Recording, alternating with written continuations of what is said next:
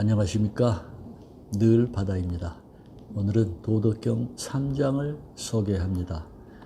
도덕경은 김기태의 지금 이대로 완전하다의 책의 내용이 도덕경의 참뜻을 잘 담고 있어서 이를 현대적 시각으로 핵심을 쉽고 짧게 전달할 수 있을 것 같아서 이 책의 내용을 중심으로 글을 올립니다. 그럼 도덕경 3장 속으로 들어가 볼까요?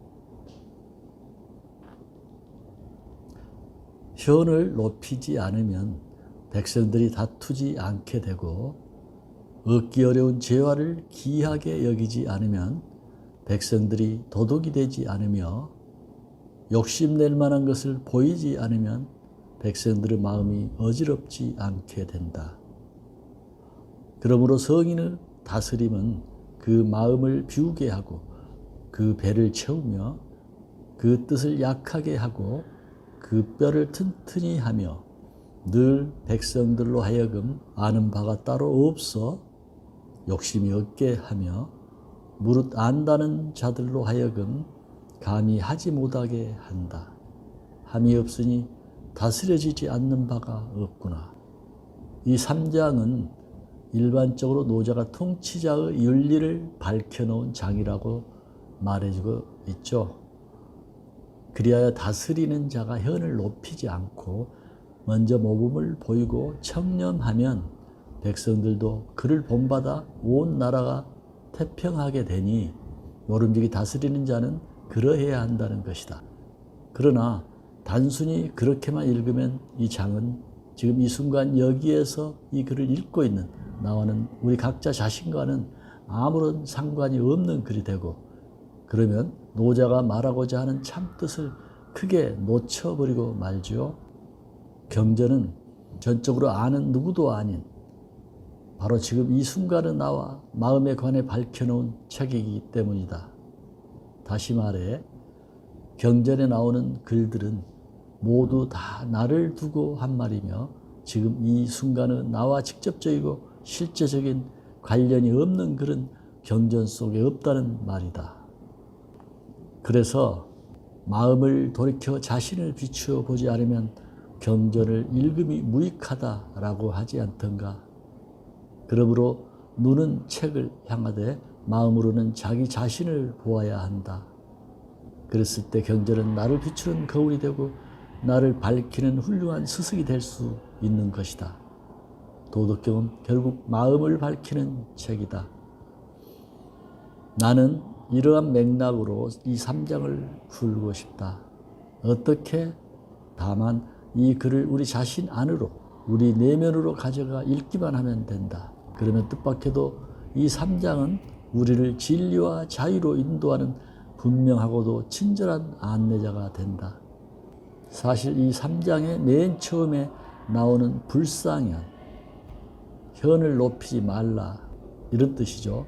이 세 글자가 이후 81장까지 도덕경 전체를 관통하는 핵이다. 그리하여 이 불상현의 참뜻이 우리 자신과 삶 속에 그대로 이루어지기만 한다면 그때 우리에게는 일생일대의 존재의 비약이 일어나 마침내 우리 영혼에는 쉼이, 우리 삶 속에는 평화가 깃들게 된다. 다시 말하면 지금까지의 삶의 모든 방황과 메마름이 영원히 끝나고 마침내 우리는 자유하게 된다는 것이다. 3장을 우리 안으로 가져가 우리 내면의 이야기로 읽었을 때 통치자는 나, 곧 우리 각자 자신이 되고 백성은 내 안의 백성들이 된다. 내 안에도 백성들이 참 많은 것이다.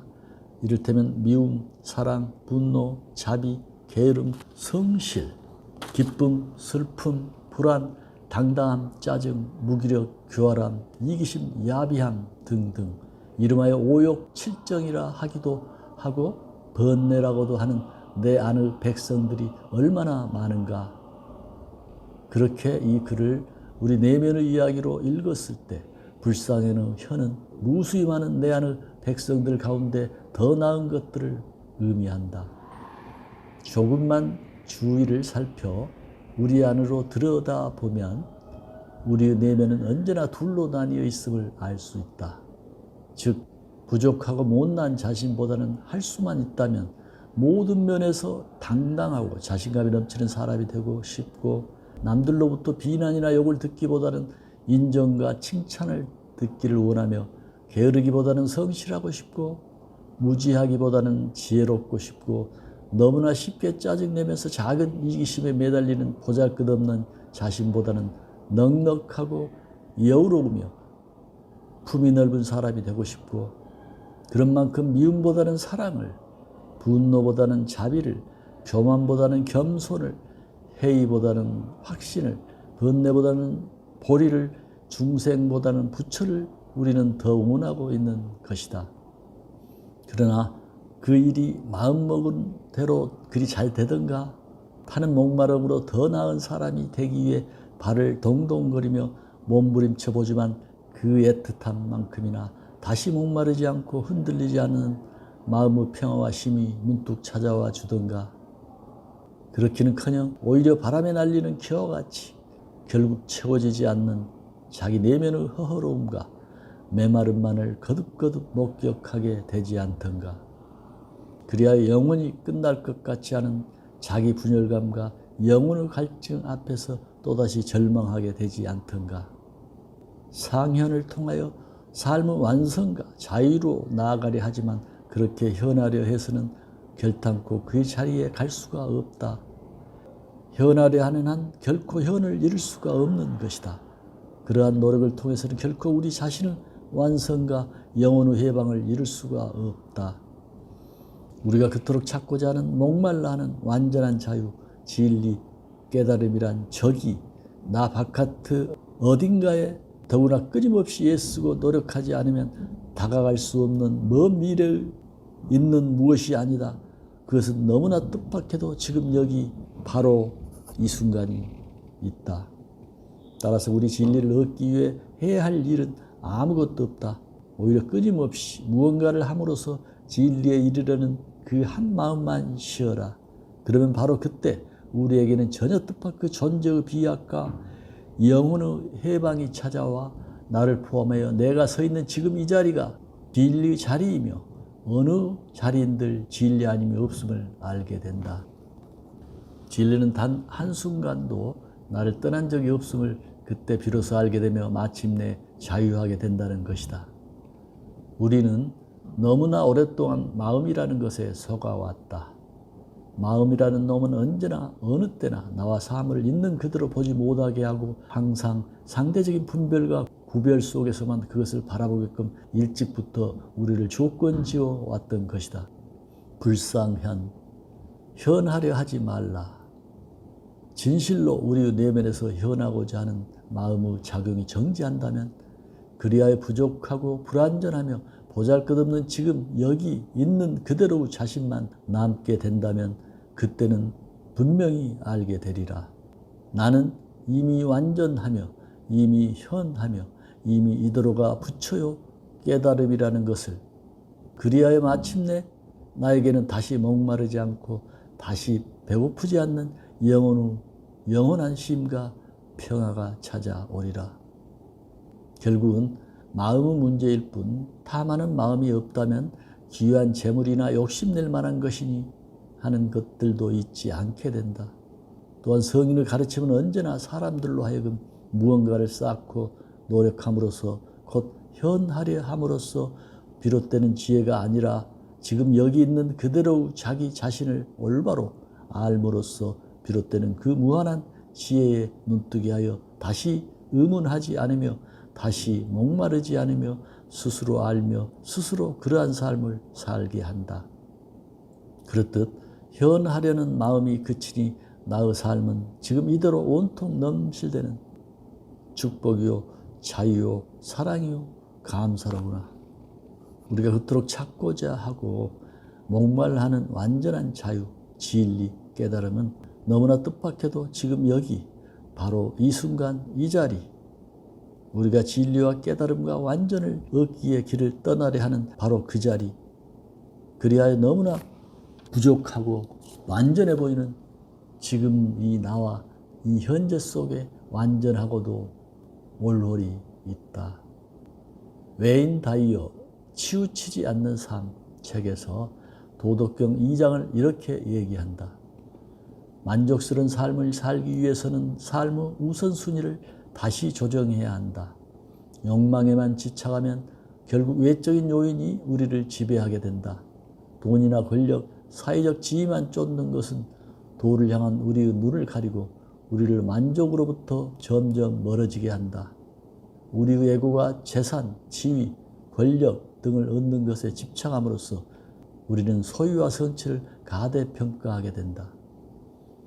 도덕경은 우리에게 도덕질과 논쟁과 혼란으로 내모는 삶의 방식을 가감히 버리라고 이른다.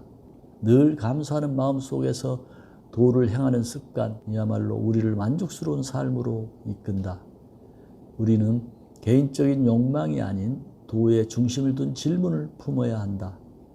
어떻게 하면 도움이 될 수 있을까? 이렇게 생각을 바꾸면 우리의 삶은 크게 달라질 것이다. 노력하지 않음을 행하면 모든 것이 완전한 자리를 찾을 것이라는 말은 나태하고 실패한 사람들을 위한 변명처럼 들리기도 한다. 하지만 이것은 노자가 전하고자 하는 바가 아니다. 우리에겐 빈둥거리며 아무것도 하지 말라고 하는 것이 결코 아니다.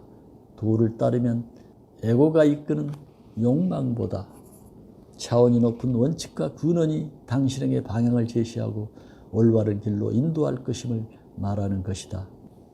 행복해지는 방법은 없습니다. 행복은 그 여정에 있는 것이다. 당신은 이루어지기만 하면 모든 것이 해결되리라 믿는 여러 가지 목표들을 가지고 있을 것이다.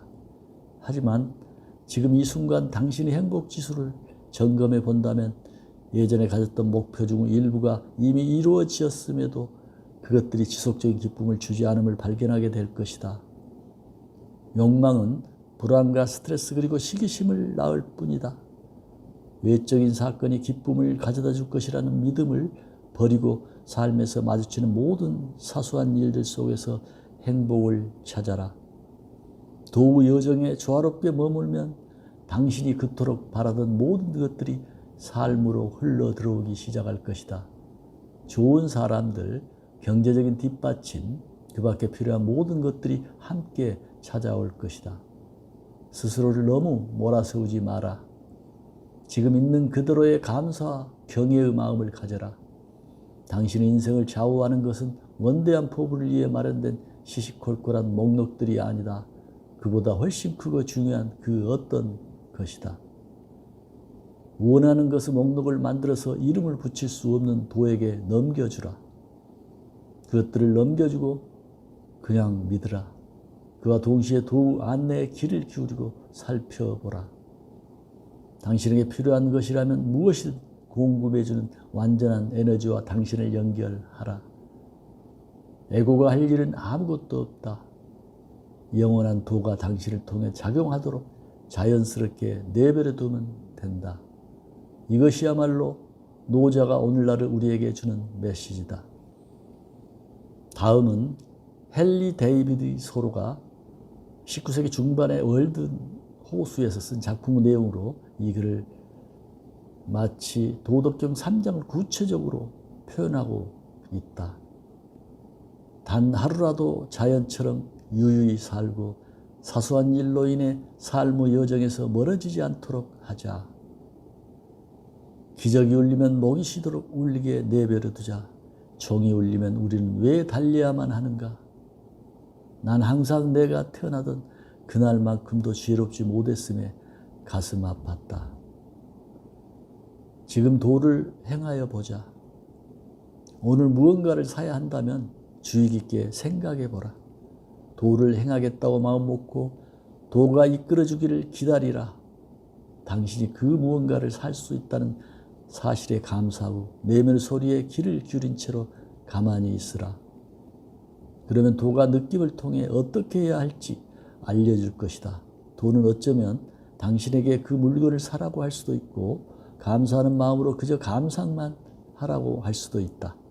또는 그것을 사서 기증하거나 2개로 사서 하나는 당신이 갖고 다른 하나는 누군가에게 주라고 할 수도 있다. 그것도 아니라면 물건 살 돈을 자선단체에 기부하도록 하거나 그냥 사지 않도록 할 수도 있다. 매일 마주치는 상황 속에서 도를 실천하세요. 그러면 더 깊은 만족을 느끼고 이해하게 될 것입니다. 도덕경 3장에서도 역시 마찬가지로 행함이 순수하고 자기가 사라지면 모든 것이 완전한 제자리를 찾는다라고 말합니다. 이것이야말로 내가 생각하는 만족음일 것입니다. 오늘 또 삶의 모든 것들에게 마음을 열고 감사하고 사랑하겠습니다. 평화로운 하루 보내세요. 감사합니다.